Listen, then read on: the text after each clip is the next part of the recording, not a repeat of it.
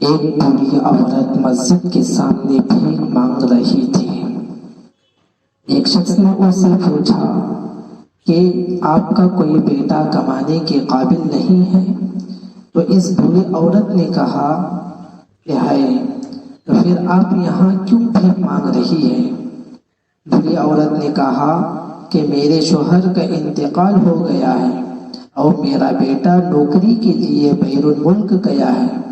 جاتے ہوئے اخراجات کے لیے مجھے کچھ رقم دے کر گیا تھا، وہ خرچ ہو گئی ہے، اسی وجہ سے میں بھیک مانگ رہی ہوں۔ اس شخص نے پوچھا کیا آپ کا بیٹا آپ کو کچھ نہیں بھیجتا ہے؟ بوڑھی عورت نے کہا میرا بیٹا ہر ماہ رنگا رنگ کاغذ بھیجتا ہے جسے میں گھر میں دیوار پر چپکا کر رکھتی ہوں۔ وہ شخص اس کے گھر گیا اور دیکھا کہ دیوار پر بینک کے 60 ڈرافٹ چپکا گئے ہیں۔ ہر ڈرافٹ 50,000 روپے کا تھا۔ تعلیم یافتہ نہ ہونے کی وجہ سے وہ عورت نہیں جانتی تھی کہ اس کے پاس کتنی دولت ہے۔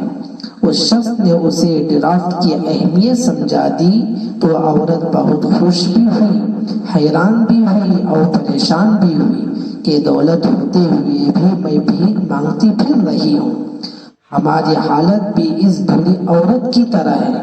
آج ہمارے پاس قرآن مجید ہے اور ہم اسے اپنے منہ سے چومتے اور ماتھے پر لگا کر اپنے گھر میں رکھتے ہیں، لیکن ہم اس کا فائدہ صرف اس صورت میں اٹھا سکیں گے جب ہم اسے پڑھیں گے، اس کے معنی اور تفسیر کو سمجھیں گے اور اس کو اپنی عملی زندگی میں لائیں گے۔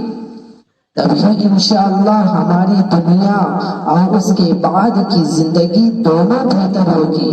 بہت بڑا خزانہ ہمارے پاس موجود ہے، لیکن ہماری جہالت کی وجہ سے اس میں چھپے ہوئے انعامات سے آج ہم سب محروم ہیں۔